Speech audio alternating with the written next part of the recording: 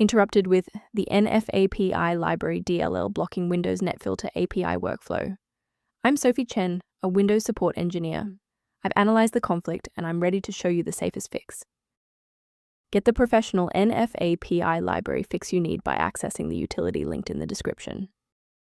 This is the Nfapi library, the Network Filter API library. It provides unmanaged hooks for network shaping, bandwidth management, and firewall rule enforcement. It facilitates the interception of localized TCP/IP packets for security inspection before they reach the application layer. Since we've covered what this file is, let's move to the primary fix.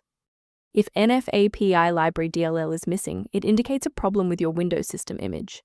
I suggest running sfc/scan now from an administrator command prompt to perform a surgical repair of your core operating system files.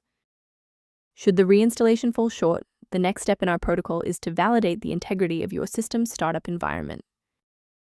If your system has been running for an extended period, a reboot might be necessary to resync your background processes and clear any temporary locks on the Nfapi library file. To avoid losing your place during the restart, bookmark this page now, or hit the like button to save this video to your library for easy access later. If you're still stuck after the reboot, stay with me. We're going to try a more targeted approach now. You can pause the video whenever you need to follow along. If you're still seeing that runtime message post-restart, it's time to reinstall the shared library components. First, go to Control Panel, then select Programs and Features. Second, find every Microsoft Visual C++ redistributable, 2005 through 2022. Third, right-click each and select Change, then select Repair. If that fails, download the latest all-in-one VC++ redistributable package from Microsoft's website. Please note that for DLL files with numbers, the number tells you which version to repair. For example, 120 equals 2013. A quick professional note on security: sourcing components correctly is just as important as the fix itself.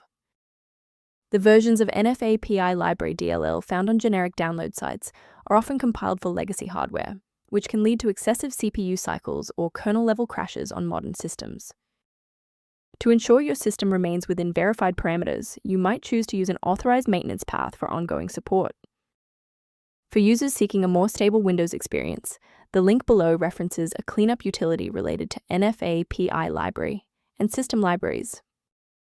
If we successfully synchronize the missing library for Nfapi library today, liking this video helps others find the solution. Subscribe for professional tech support,